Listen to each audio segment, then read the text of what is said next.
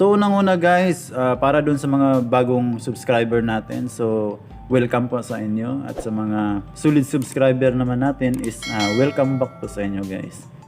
So ayun guys, may tuturo naman ako sa inyo isang panibagong tips patungkol ito sa bagong update ng ating Facebook Messenger. So lahat naman siguro meron naman Messenger at nakapag-login na. So punta lang tayo dito sa ating Facebook Messenger guys, and then i-open natin siya. So ayan yung bubungad sa inyo guys pag na-open nyo na siya. Yan yung parang caption dyan sa active status ninyo guys, active status profile ninyo. So yan yung bagong update ni Facebook Messenger guys, at yan yung ituturo ko sa inyo kung paano yan siya gagawin. Kung gusto nyo rin lagyan ng ganyan yung mga status ninyo guys. Halimbawa, trabaho kayo, so yan, depende sa inyo kung ano yung ilalagay nyo. Sa akin, sample ko yan is work. Yan. Yan din yung isang friend ko guys, working daw siya. Stressful yung isa. So, konti pala nakakaalam nito guys, kaya hindi lahat ng naka-active dito sa friends ko is merong caption. So, isa ako sa mga nakaalam guys. So, bago ko lang ito napansin guys, at ginawan ko na ng vlog guys para malaman nyo din. So, ayun, balik tayo guys sa kung paano siya lagyan ng caption. So, tap natin ito guys. Yan. Matapos siyang matap guys, is ito yung lalabas. So halimbawa palitan natin, or bago nyo palang pinindot, so wala pang nakalagay, so palitan natin siya. Delete lang muna natin itong sa akin guys, yung existing na nilagay ko. So lagay niya, pindutin natin remove. So balik tayo dito guys. So kung makikita nyo, plus sign yung nakalagay. So mag-a-add tayo, pindutin na yung plus sign. Share at out.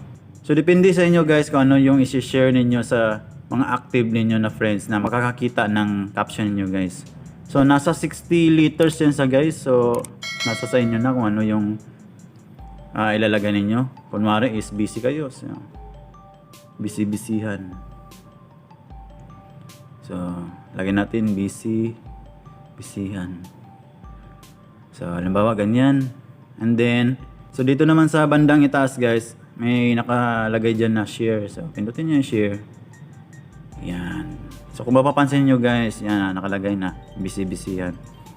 So ayan, kung mari parang note yan siya guys, nilalagay kung ano yung ginagawa mo. Depende sa iyo guys kung gusto mo i-share yung kaganapan sa buhay. So expected natin yan guys na busy siya kasi working Yung isa naman stressful. Yan.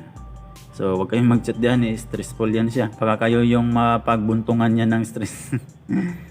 So, konti pa lang nakakaalam nito guys. So, kung hindi nyo pa alam at napanood nyo itong video ko, is gawin nyo na sa mga Facebook Messenger ninyo guys. Madali lang siya i-edit, madali lang siya gawin. At pag pindot mo ng share, is lalabas siya agad-agad. So, kung may natutunan kayo dito sa video natin guys, at may napulot kayo na magandang informasyon, huwag kalimutang mag-like, share, and subscribe to my channel. At huwag nyo na rin kalimutang pindutin yung bell button guys para lagi kayong updated sa mga bago nating video guys. Napakalaking tulong po ng pag-subscribe ninyo guys bilang suporta sa munting channel natin guys.